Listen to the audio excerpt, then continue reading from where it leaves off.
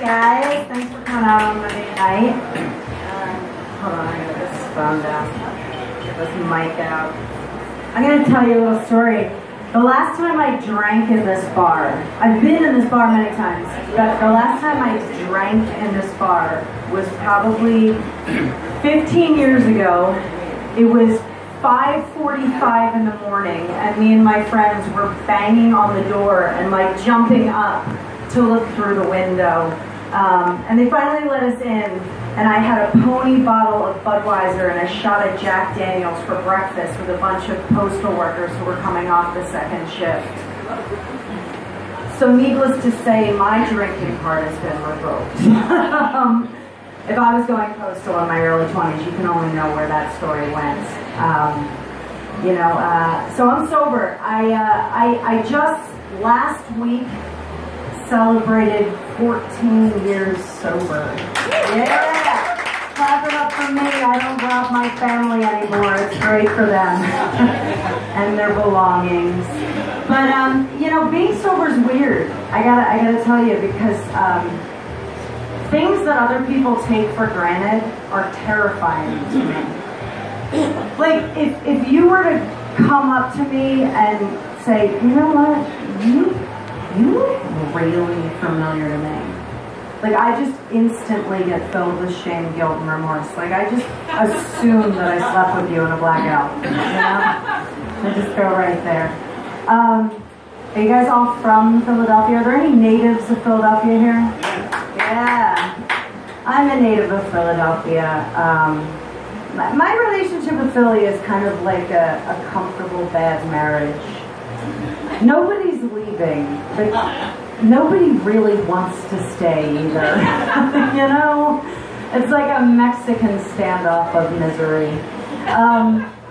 I actually lived down the street for a long time, for like almost 11 years. And I've lived in a bunch of neighborhoods in Philadelphia. They've all had something fun about them. You know, South Philly's always cracked me up, because I don't know if you know this, if you're not from here, but you could buy a house in South Philadelphia and live there for 30 years of your life and drop dead outside shoveling your car out, and they'll go, you know what, she was a really nice girl. She wasn't from around here. 30 years later. I like to say that, South Philly has my favorite kind of sexism. I don't know if this is going to get my feminist card revoked, but I like the kind of sexism that I don't have to pay for my coffee just because I'm a woman. You know, that's my favorite kind. Some cool things about living here. I used to live above, this is a nice South Philly story. I used to live above a coffee shop that didn't actually sell anything. Like, it didn't actually sell coffee, but there was always people coming and going from there. And what they did sell, I'm not really sure what it was, but it was just like little slips of paper that people would come in and just slide across the counter. But I lived above it, so I actually could get coffee there whenever I wanted, like coffee and espresso, and I would go in, and of course I never had to pay for anything because I was a woman.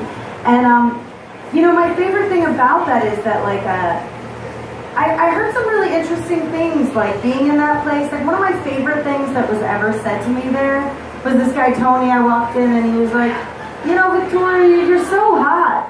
And I was like, thanks, Tony. And he went, why do you work? I guess I missed the memo. I don't know. Like, I didn't know that was an option. You know, like, whatever. I moved from here, though. I moved up to Fishtown, and I learned some interesting things up there. I learned that skinny jeans are not just for women. That all you have to be, the only thing you have to be a rock star is wear the appropriate attire, look disinterested, and grow a beard. I lived on the border of Kensington, which is also a very interesting neighborhood. Parts of Kensington, it's like the land that was like, it was like the land that time forgot, in a lot of ways. Like, part of it looks like Beirut in the 80s, That's a reference that's too young for this crowd. They're like Beirut, 80s. What? I don't understand. It looks fucked up. That's what I'm basically saying. It looks really fucked up. Like there was a war there, because there's still one going on. But it's also like something that's cool about Kensington. Like they still have traveling salesmen there. Like you'd think that was a thing of the past, but it's not, because like I can buy all kinds of things like on my front doorstep. You know, like I can buy a bed frame from a scrapper. Like I can buy heroin. I can buy, you know what? The other day, a 40-year-old man, so sweet, a 40-year-old man came by on a small pink tricycle with tassels and said, "Yo ma, I got a bike for your son," which I thought was awesome, except that, you know, I don't actually have a son, but, you know, if I did, that would be a valuable thing to have, that, you know? You know, some other stuff about me, I'm single, but I'm not married, and I don't have any kids, and I have a bunch of rescue animals, because, yeah, tattooed single girl with rescue animals isn't a stereotype or anything, but yeah, like it's never lost on me. My friends are always asking me for marital advice. You know, asking me for marital advice is a bit like asking a homeless person how to invest in real estate, but we can go with that. I just find that my marital advice begins to look a lot like my dog training.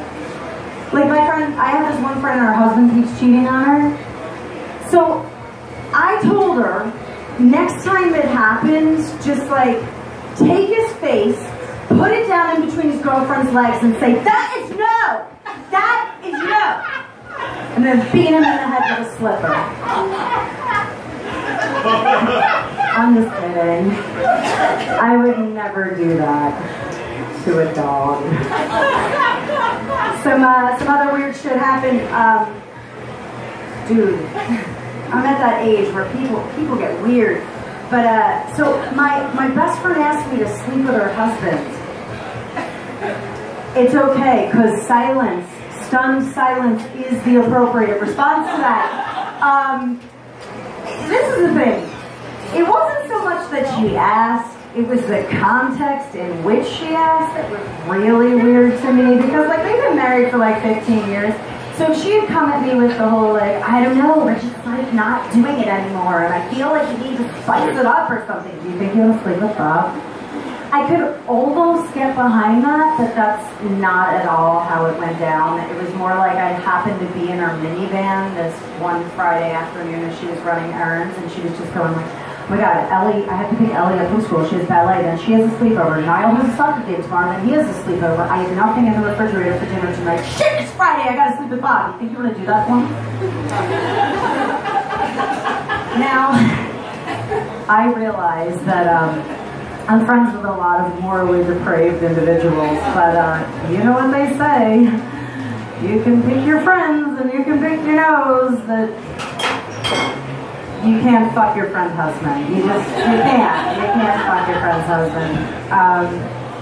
Some other stuff. I'll do some other stuff. I lost weight recently, and what I realized about losing weight is that girls are really weird about that kind of shit.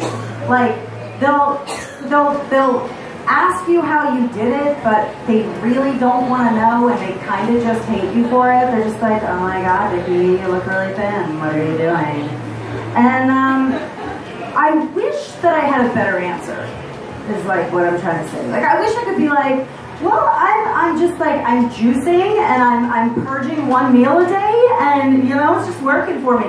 But really, you know, it's just terror, basically, you know, just being afraid of my life keeps me thin, and you're almost 40 and being a failure is no longer cute, kind of slender, you know?